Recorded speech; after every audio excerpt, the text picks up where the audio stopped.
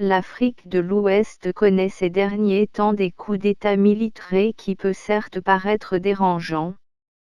Mais après la prise du pouvoir par les militaires au Mali depuis 2020 puis en Guinée en septembre 2021, le coup d'État au Burkina Faso confirme que l'intrusion des hommes entrahis dans la vie politique civile bénéficie désormais, dans cette région tourmentée du continent, d'un indéniable soutien populaire.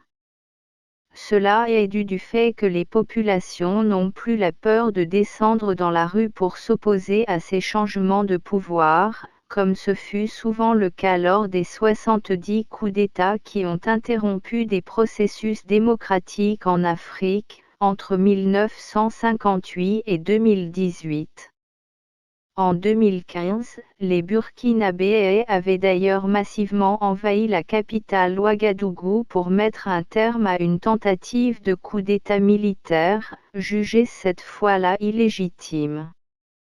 Moins de 5 mois après que des soldats entrahis soient apparus à la télévision nationale guinéenne pour annoncer qu'il avait destitué le président Alpha Condé, le spectacle s'est répété lundi au Burkina Faso, où les militaires ont proclamé le renversement du chef de l'État Roch Kaboré. Le Burkina Faso est aujourd'hui placé sous un nouveau régime militaire après que des soldats rebelles ont évincé le président démocratiquement élu, Roch Christian Kaboré. La décision a été accueillie par de nombreuses célébrations dans la capitale, mais l'Union européenne a demandé la libération immédiate du président. Il a été emmené de sa résidence dimanche au soir, il est entre les mains des militaires. Dans la soirée de lundi, une lettre de démission qui lui est attribuée a été publiée à la télévision nationale. Dans ce courrier, il dit quitter le pouvoir dans l'intérêt du pays.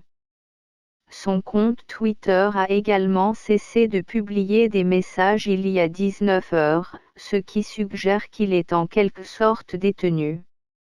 Il y a de nouveaux généraux, au Burkina Faso, il se nomme le Mouvement populaire de restauration, dirigé par le lieutenant-colonel Paul-Henri Sandaogo Damiba. Lundi soir, il y avait plusieurs dizaines de personnes dans les rues en soutien aux militaires. Des rassemblements sont prévus ce mardi, donc on peut dire que les putschistes reçoivent un accueil relativement bon.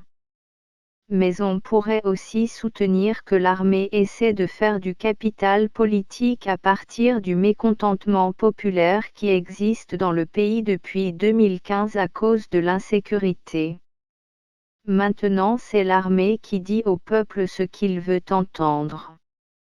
En revanche, au Burkina Faso, comme au Mali, c'est la crise sécuritaire djihadiste qui a clairement exercé un effet déstabilisateur.